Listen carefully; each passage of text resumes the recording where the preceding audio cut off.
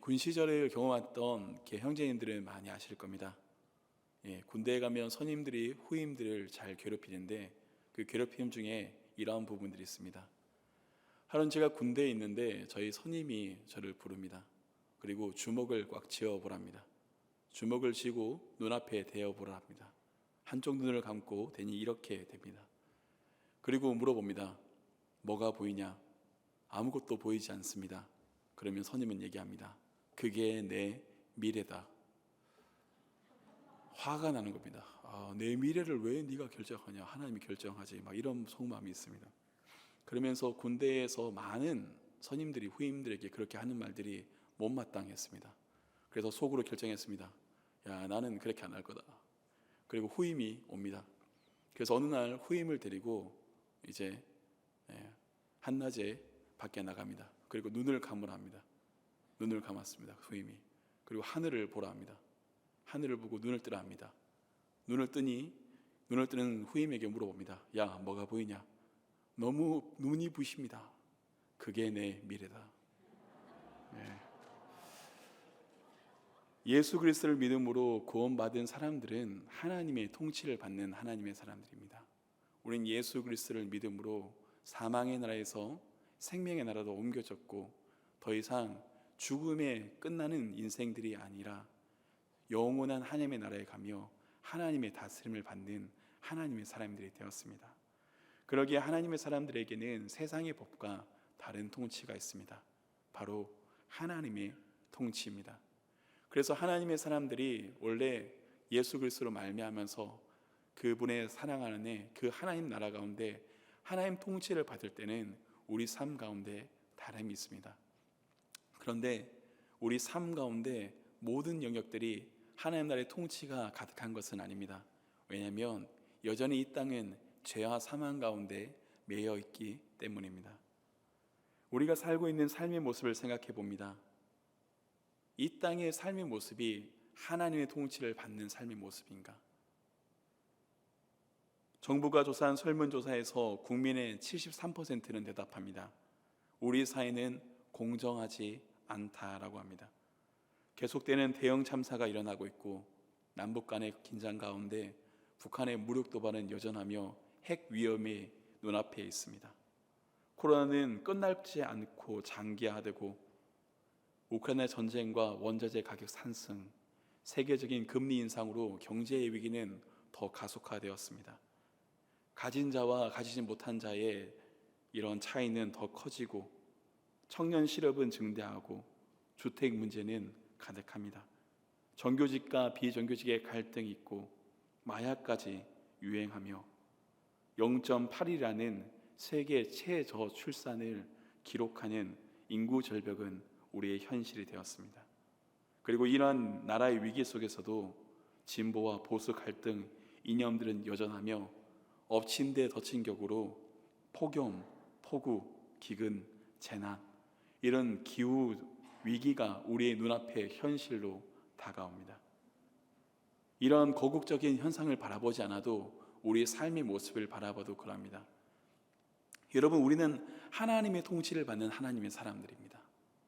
그런데 때때로 우리가 하나님의 통치를 받으며 순종하며 살다가 오히려 왕이신 하나님의 다스림과 통치에 불순종하며 살 때가 있습니다. 교회에도 그러한 모습이 있습니다. 넘쳐나는 이단들이 있고 이 코로나 어려운 시국 가운데 2만여 개의 교회들이 문을 닫았다 합니다. 총회 집계에 의하면 총회 집계되는 2만 7천의 교회 중에 70%가 미자립 교회라 하고 교회 가운데는 어느새 하나님의 말씀보다 인간의 뜻이 세속주의가 물질 만능주의가 성공주의가 높아진 것처럼 보입니다. 십자가의 복음이 약화되는 것처럼 보이고 회개가 사라진 것처럼 보이고 하나님께 무릎 꿇는 자들이 사라지는 것처럼 보이기도 합니다. 세상 사람들에게 교회는 침묵의 장소로 비춰지고 교회의 민낯이 드러나 세상의 지탄을 받자 그 지탄에도 불구하고 돌아서지 않는 교회 때문에 교회의 몇몇 교회의 모습 때문에 교회가 집단적 이기주의적인 모습으로 보여지기도 합니다. 교단의 분열은 여전하고 목회자의 타락도 우리가 참 많이 접하며 거룩한 성도의 무너짐도 알고 있으며 교회 가운데 허리 세대와 다음 세대가 무너지고 있다는 현실들을 우리가 목도하고 있습니다. 교회 현실이 아니더라도 우리 일상 가운데 무너짐은 있습니다. 우리의 삶의 관계들은 어떠합니까? 사랑하며 결혼한 그 부부 관계가 사랑으로 함께하며 살아갈진데 때때로 원수가 되기도 합니다. 부모와 자녀들의 관계가 말 한마디 없이 냉혹하게 찌어지기도 하고 형제들 간의 관계 가운데 다툼이 있기도 합니다. 이웃 사촌이 아니라 이웃 원수가 되기도 하고 직장과 상사와 동료들 간에 함께하는 협력이 아니라 경쟁 가운데 서로를 시기 질투하며 서로의 발목을 잡으려는 현실이 되기도 합니다. 삶의 많은 영역 가운데 우리는 알고 있습니다. 하나님의 통치가 있지만 여전히 회복되어야 되는 수많은 무너진 삶의 현실이 있음을 압니다. 그리고 이러한 모습은 비단 오늘 우리의 삶의 모습뿐만 아니라 느헤미야의 시대 가운데 여전히 있었음을 알고 있습니다. 이스라엘은 하나님의 백성임에도 불구하고 하나님을 왕으로 모시지 않았습니다. 하나님의 다스림과 통치에 순종한 이스라엘이 아니라 불순종하고 원망하였고 하나님을 떠났으며 그 결과 그들에게는 나라를 잃게 되는 아픔이 있었습니다. 그리고 그 나라가 아픔 가운데 오늘 말씀이 이어집니다. 느헤미야 1장 1절에서 3절 말씀입니다. 하갈의 아들 느헤미야의 말이라. 아닥사스다 왕 제20년 기스르월에 내가 수상궁에 있는데 내 형제들 가운데 하나인 하나니가 두어 사람과 함께 유다에서 내게 이르렀기로 내가 그 사로잡힘을 면하고 남아있는 유다와 예루살렘 사람들의 형편을 물은즉 그들이 내게 이르되 사로잡힘을 면하고 남아있는 자들이 그 지방 거기에서 큰 환난을 당하고 능욕을 받으며 예루살렘 성은 허물어지고 성문들은 불탔다 하는지라. 예루살렘 성벽이 무너졌습니다. 백성들의 안전을 지켜주던 그 성이 무너지니까 성문이 불탔기에 그곳에 남겨진 사람들의 삶은 비참하기 짝이 없었습니다. 그들의 원수들은 틈만 나면 이스라엘 예루살렘을 와서 약탈해 갔고 그들은 그 약탈에서 지킬 힘조차 없었습니다. 더 중요한 것은 그들의 영적인 공고함과 비참함이 있었습니다. 예루살렘 성이 어떤 곳입니까? 그곳은 하나님께서 자기 이름을 두시고 택하신 성이었습니다. 하나님을 만나고 이스라엘 백성이 그분과의 친밀한 관계 가운데 나가는 곳을 상징하는 시온산, 그곳이 바로 예루살렘이었습니다. 그런데 그곳이 그들의 불순종으로 말미암아서 무너졌습니다. 성벽이 무너졌고 성전이 폐허가 됐고 그리하여서 하나님과의 관계조차 메말라 버리고 그 결과 이스라엘의 모든 삶의 영역에서 아픔과 공고함과 비참한 모습이 나타납니다. 주전 587년 유다 나라가 바벨론에 망한 후에 많은 사람들이 포로로 끌려갔습니다. 바벨론에 포로로 끌려간 사람들이 세 차례에 걸쳐서 본국으로 돌아옵니다. 1차 기한은 BC 537년에 이루어졌고 이때는 스룹바벨이 인도하였습니다. 그리고 2차 기한은 BC 458년 학사 겸 제사장이었던 에스라의 인도로 이루어집니다. 우리가 하나님의 말씀인 에스라서 4장 11절에서 24절을 보면 이들이 돌아와서 그냥 그 무너진 성벽을 두지 않았습니다. 그 무너진 성벽이 주는 어려움을 알았기에 성벽을 재건하라고 했는데 쉽사리 재건되지 않았습니다. 이 대적들의 농간에 의해서 다시 그 성벽과 성문들이 재건되다가 파괴되었습니다. 그 소식을 느헤미야가 듣는 겁니다.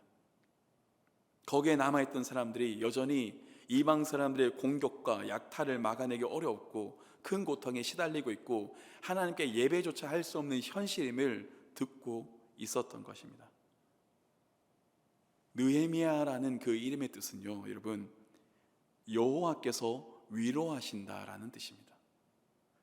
그러니까 하나님께서는 느헤미야를 택하셔서 이 고통 가운데 있는 이스라엘을 위로하시는 사역을 그를 통해서 이루십니다. 하나님의 넘치는 위로와 은혜를 받았던 느헤미야가 고통받는 민족과 나라 가운데 하나님의 위로가 어떤 것임을 그 삶을 통해서 보여주는 것이 바로 우리가 읽는 느헤미야의 말씀입니다. 느헤미야의 말씀 가운데 바라보면 느헤미야가 그 아닥사스다 왕 가운데 술관원으로 있었다라고 기록되어 있습니다. 여러분, 술관원이 어떤 위치인지 이렇게 한번 생각해 봤으면 좋겠습니다. 술관원이 그냥 단순하게 술을 맡은 위치는 아닙니다. 왜냐하면요, 고대 근동 가운데 우리는 잘 알고 있습니다. 역사 가운데 술에 독약을 타서 왕을 암살하는 시도가 비일비재했습니다. 그래서 왕의 곁을 지키는 사람들, 즉 술관원은 무엇을 하냐면 그 술에 독이 있는지 없는지를 확인하는 중요한 자리였습니다. 술을 올리기 위해 전에, 왕에게 진상하기 전에 그 술에 독이 있는지 없는지 확인하였고 자신이 마시기도 하였습니다. 또한 때때로 왕의 음식을 독이 있는지 살펴보기도 하였고, 뿐만 아니라 왕의 침실, 왕의 경비까지 서는 그런 경우까지도 하였습니다. 그러니까 이 술 맡은 관원을 왕이 그냥 세우진 않을 겁니다. 자신이 신임 하는 사람, 믿을 수 있는 사람, 내 생명을 지키는 사람에게 주지 않겠습니까? 근데 그 자리에 누가 올랐냐면 자신들의 속국이었던, 포로로 끌려왔던 민족의 한 사람을 느헤미야가 그 왕의 술 맡은 관원의 자리에 섭니다.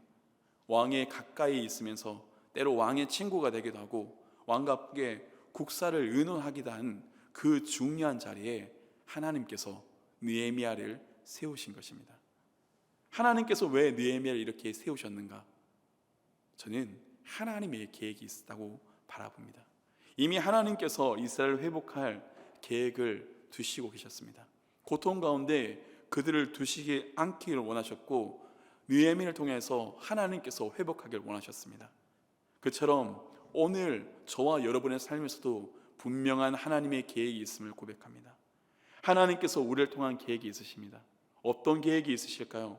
바로 이 땅에 무너진 삶에 대해서 하나님께서 느헤미야처럼 회복하게 하는 그 회복의 사명을 우리에게 주셨다 생각합니다. 그러기에 오늘 말씀을 통하여서 바라보길 원합니다. 무너진 삶의 영역을 회복하는 그 길이 어디에 있는지 바로 이 느헤미야의 모습을 통하여서 우리가 함께 바라보길 원합니다. 먼저 우리가 회복하기 위해서는요, 하나님을 진정으로 사랑하고 경외하는 마음이 우리에게 필요합니다. 느헤미야 1장 3절입니다. 그들이 내게 이르되 사로잡힘을 면하고 남아있는 자들이 그 지방 거기에서 큰 환난을 당하고 능욕을 받으며 예루살렘 성은 허물어지고 성문들은 불탔다 하는지라. 이 이야기를 듣자마자 느헤미야가 어떻게 반응하는지 4절 5절에 나타납니다. 내가 이 말을 듣고 앉아서 울고 수일 동안 슬퍼하며 하늘의 하나님 앞에 금식하며 기도하여 이르되. 여러분, 느헤미야가 민족의 고통 앞에 택한 것은 무엇입니까?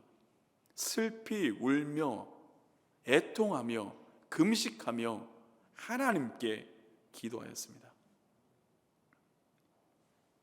느헤미야가 이 남아있는 민족을 위해서 기도한 이유가 있습니다.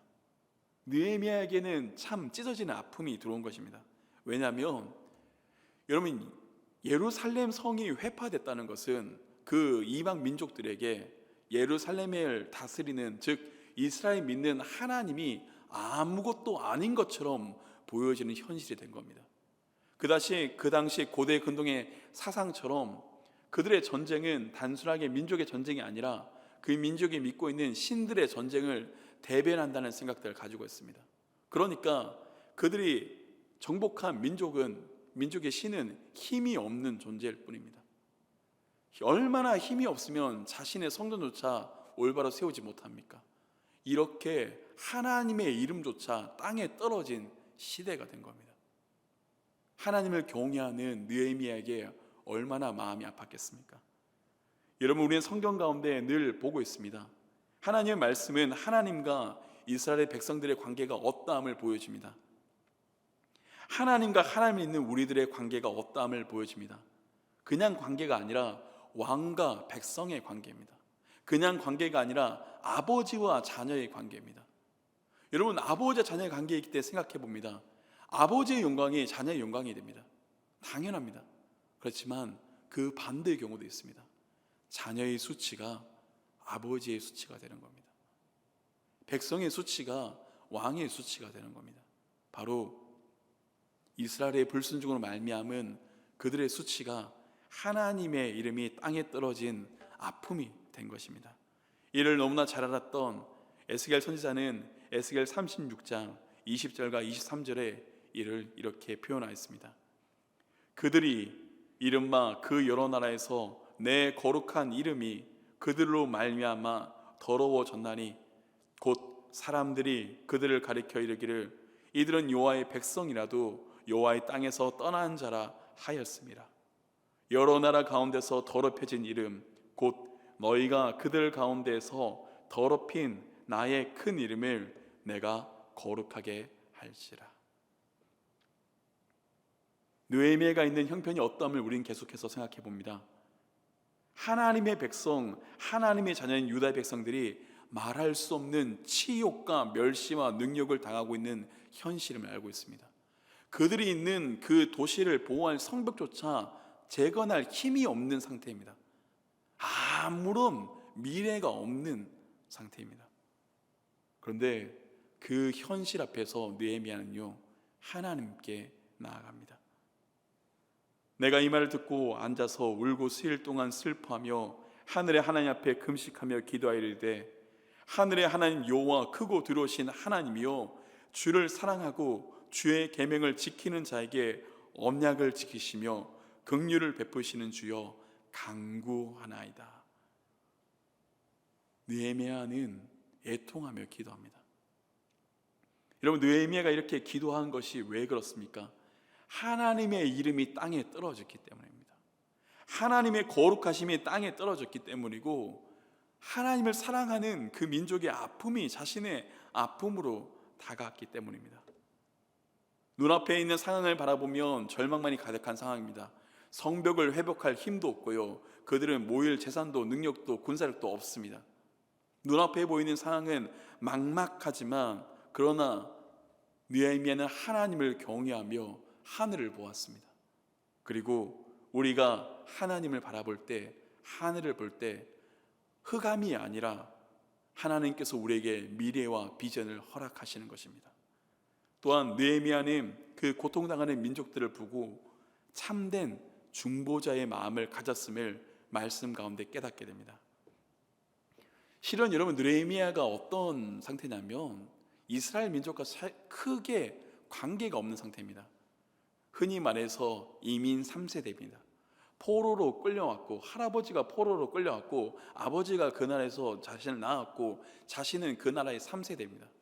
나라와 민족의 정체성에 대해서 충분히 이룰 수 있는 시기입니다. 우리나라의 이민 3세대인 미국에 있는 이민 3세대가 우리나라를 고국으로 생각하지 않는 것처럼 그도 그럴 수 있었습니다. 그리고 예레미야의 위치가 어떤 위치냐면 그냥 위치가 아니라 왕의 술 맡은 관원의 위치까지 올라갔습니다.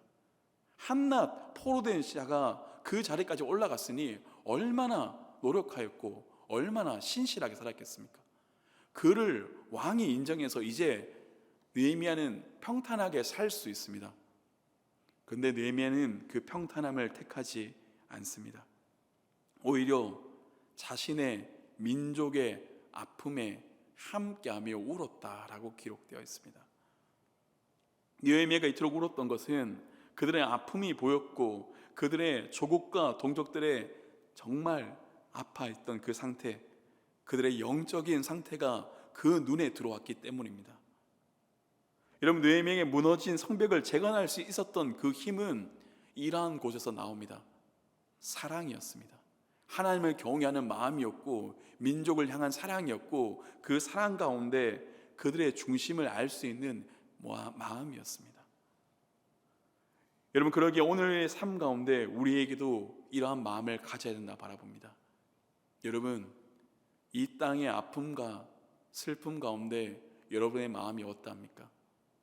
느헤미야는 자신이 혼자 평생 잘 먹고 잘 살 수 있는 위치에 있었습니다. 근데 그는 그 길을 택하지 않습니다. 오히려 자신의 안녕과 지위와 명예와 자리를 박차고 나와서 힘든 예루살렘을 향한 여정으로 시작합니다. 오늘은 아픔 가운데 서 있는 우리에게도 느헤미야 같은 마음이 있길 원합니다. 느헤미야 1장 4절입니다. 내가 이 말을 듣고 앉아서 울고 수일 동안 슬퍼하며. 이 수일이라는 단어는 히브리어 단어 야밈입니다. 수일이라고 할 수 있지만 수많은 날들, 많은 날들이라 번역할 수 있습니다. 1200km가 떨어진 그 거리에서 자신의 고국에 대한 소식을 듣는데 그가 한 것이 무엇입니까? 슬피 울며 애통하며 눈물 흘리며 금식하며 생명을 걸고 하나님께 기도하는 중보자의 모습이 나타납니다. 비단 이 모습이 느헤미야에만 있는 것이 아닙니다. 우리는 하나님의 말씀 가운데 믿음의 사람들이 이러한 모습이 있음을 늘 확인하고 있습니다. 모세도 그래야 했습니다. 모세가 이스라엘 백성이 하나님을 버리고 금송아지 우상을 만들어 섬기자 하나님께서 진노하시고 멸하신다 하셨습니다. 출애굽기 32장 9절 10절입니다.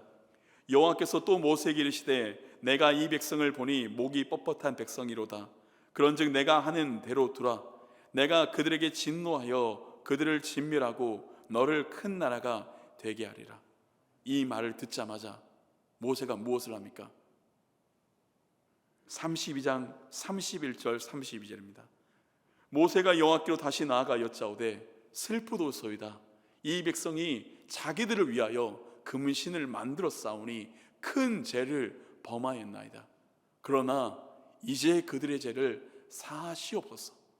그렇지 아니하시오면 원하건대 주께서 기록하신 책에서 내 이름을 지워버려 주옵소서. 하나님이 안 됩니다. 차라리 저를 죽이십시오. 용서해 주십시오. 긍휼을 베풀어 주십시오라고 모세가 하나님께 기도합니다. 느헤미야처럼 모세도 기도합니다. 모세만 이런 모습입니까? 사도 바울도 그러하였습니다. 로마서 9장 1절 3절입니다. 내가 그리스도 안에서 참말을 하고 거짓말을 아니하노라. 내게 큰 근심이 있는 것과 마음에 그치지 않는 고통이 있는 것을 내 양심이 성령 안에서 나와 더불어 증언하노니 나의 형제 곧 고르게 친척을 위하여 내 자신이 저주를 받아 그리스도에게 끊어질지라도 원하는 바로라. 아멘. 여러분, 느헤미야가, 모세가, 바울이 이렇게 기도한 이유가 어디에 있습니까? 내 생명을 걸고 그들을 위해서 엎드릴 수 있는 그 마음이 어디에서 옵니까? 이미 고통당하신 영혼을 바라보시고 함께 고통을 받으시는 하나님과 예수님의 마음을 믿는 자들은 아는 것입니다. 여러분, 하나님의 사람들은요, 주님의 마음을 알기에 내 이웃의 아픔을 그냥 내 이웃의 아픔 여기는 것이 아니라 나의 아픔으로 여기게 됩니다. 그러기에 여러분, 우리에게 필요합니다. 이러한 마음이 필요합니다. 저도 이 땅이 회복되길 소망합니다. 이 나라가 회복되길 원하고 우리 교회가 회복되길 원하고 가깝게는 내 가족과 이웃과 친구가 직장이 내가 있는 모든 곳이 회복되길 원합니다. 하지만 이 회복교회는 그냥 이루어지지 않습니다. 바로 먼저 우리에게 이 마음이 필요합니다. 나라와 민족과 고통의 아픔에 대해서 눈물을 흘릴 수 있는 자들, 엎드릴 수 있는 자들, 무릎 꿇을 수 있는 자들, 생명까지 걸고 나갈 수 있는 자들을 하나님이 찾으신다 하십니다. 에스겔서 말씀은 이를 명확하게 드러냅니다. 에스겔서 22장 29절 31절입니다. 이 땅 백성은 포악하고 강탈을 일삼고 가난하고 궁핍한 자를 압제하고 나그네를 부당하게 학대하였으므로 이 땅을 위하여 성을 쌓으며 성 무너진 데를 막아서서 나로 하여금 멸하지 못하게 할 사람을 내가 그 가운데서 찾다가 찾지 못하였으므로 내가 내 분노를 그들 위에 쏟으며 내 진노의 불로 멸하여 그들 행위대로 그들 머리에 보응하였느니라. 주 여호와의 말씀이니라. 여러분, 너무나 큰 차이가 나타납니다. 에스겔 시대에도 그들은 범죄하였습니다. 모세의 시대도 그들은 범죄하였습니다. 하지만 하나님께서 모세의 시대 가운데 심판을 돌이키셨습니다. 에스겔 시대 가운데 하나님께서 그 에스겔 선을 통하여서 말씀하십니다. 내가 나로 하여금 성 무너진 데를 막아서서 나로 하여금 멸하지 못하게 할 사람을 내가 그 가운데서 찾다가 찾지 못하였으므로. 하나님께서 어떤 일을 찾으십니까? 여러분, 하나님께서 이 시대 가운데 누구를 찾으시겠습니까? 하나님 말씀하십니다. 성 무너진 데를 막아서서 멸하지 못하게 할 사람, 주님이 찾으십니다. 이 땅 가운데 생각해 봅니다. 여러분, 이 나라 민족 가운데 에스겔 시대처럼 여전히 포악하고 강탈을 일삼고 가난하고 궁핍함자를 압제하고 나그네를 부당하게 학대하는 아픔들이 여전히 있습니다. 주님은 그 아픈 나라의 무너진 성벽을 몸으로 막으며 나라와 민족을 위한 사람을 찾으십니다. 정의와 공의를 세우시는 사람을, 다시 그 성벽을 쌓을 사람을 하나님께서 찾으십니다. 여러분, 이 땅의 현실인 어찌 보면 너무나 어두운 것 같습니다. 수많은 사람들이 말합니다. 미래가 보이지 않는다. 그리고 수많은 사람들은 그렇게 말하면서도 자신들은 이 땅의 현실과 상관없는 것처럼 살아갑니다. 다른 사람의 아픔과 고통에 무감각하게 살아가고요, 자신의 만족과 이기를 위해서 살아가기 위해서 다른 사람을 짓밟는 것들이 당연하다 합니다. 그것이 우리가 겪고 있는 현실이 아닙니까? 그런데 주님은 이 가운데서 찾으십니다. 하나님께서 이 나라와 민족을 긍휼히 여겨달라는 자를 찾습니다. 교회를 위해서 하나님의 긍휼을 구하며 엎드리는 사람을 찾으십니다. 내 홀로가 아니라 내 이웃과 나라와 가족을 위해서 눈물을 흘리며 엎드리는 사람들, 하나님의 사람들을 여전히 주님이 찾으신다 봅니다. 하나님의 사람들이 어떻게 기도합니까? 분명히 그분들은 이렇게 기도할 겁니다. 하나님, 이 나라 가운데 너무나 어둡습니다. 하나님, 이 나라의 미래가 보이지 않습니다. 수많은 사람들이 자신만 위해서 살아갑니다. 하나님, 하나님의 은혜를 잃고 돈과 사람을 우선하는 이 나라를 긍휼히 여겨주십시오. 하나님, 십자가의 복음이 선포되기보다 성공이 우선하는 이 교회의 아픔을 주님 용서하여 주십시오. 하나님을 두려워하지 않으며 엎드리지 않는 우리의 모습을 용서하여 주십시오. 주님, 이 나라 민족을 긍휼히 여기시길 원합니다. 이 땅 어디를 보아도 소망이 없습니다. 생명이 우선한다 말하지만 모두 자신의 이익을 우선합니다. 주님, 올라가기 위해서 다른 사람의 피눈물을 외면합니다. 이 나라와 민족을 참된 이 나라와 민족의 미래를 생각하지 않습니다. 주님, 이 나라를 긍휼히 여겨주십시오. 불쌍히 여겨주십시오. 하나님, 이 나라가, 교회가, 우리가 정의가 물같이, 공의가 마르지 않는 강같이 흐른 나라가 되게 하여 주십시오. 여러분, 하나님의 사람들에게 주님이 주십니다. 무너진 성벽을 보고 애통하게 하십니다. 하나님의 사람들에겐 무너진 사람들이 보입니다. 무너진 영혼들이 보이고, 무너진 가정이 보이고, 무너진 직장과 일터가 보이고, 무너진 교회가 보이고, 무너진 사회가 보입니다. 이 땅에 불의와 제약이 보이고, 고통과 아픔이 보이고, 슬픔과 탄식을 봅니다. 그리고 그 앞에 자신의 생명을 걸어 금식하며 기도하며 엎드립니다. 사랑하는 여러분, 분명히 우리에게 어둠이 있지만 하나님이 계시기에 분명히 우리는 회복할 것입니다. 하지만 우리의 회복이 하루아침에 이루어지지는 않을 것입니다. 하루아침에 교회가 변하고, 사회가 변하고, 가정이 변하고, 이웃이 변하는 역사는 우리에게 없을 겁니다. 그렇지만 우리의 삶에서 우리가 하나님 앞에서 엎드리는 그 시간, 이미 우리에게 회복이 시작된 줄 믿습니다. 우리의 눈에서 남편의 아픔을 볼 때, 우리가 우리 아내의 눈물을 볼 때, 자녀의 어려움을 부모가 바라볼 때, 부모의 어려움을 그 자녀가 바라볼 때 가정의 회복이 시작될 겁니다.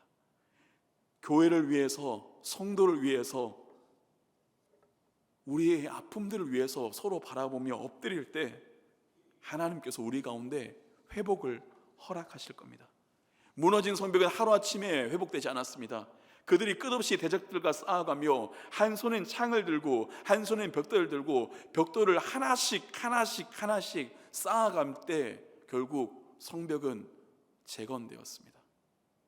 느헤미야가 그러한 것처럼 오늘도 우리도 그래야 합니다.